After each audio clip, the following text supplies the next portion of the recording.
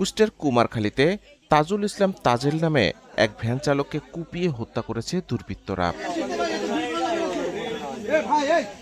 শুক্রবার রাত 9:30টার দিকে উপজেলার নন্দলালপুর ইউনিয়নের বুজরুক বাখই মাধ্যমিক বিদ্যালয়ের পাশে স্থানীয়রা তার রক্তাক্ত মরদেহ পড়ে থাকতে দেখে পুলিশে খবর দেয়।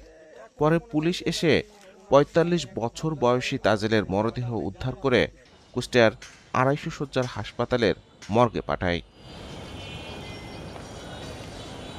তবে কি কারণে কারা তাজুলকে হত্যা করেছে তা নিশ্চিত করতে পারেনি পুলিশ। কুমারখালী থানার অফিসার ইনচার্জ জামাল উদ্দিন জানান, ভ্যান চালক তাজুল হত্যাকাণ্ডের রহস্য উদ্ঘাটনে কাজ শুরু করেছে police. Desk report, news update.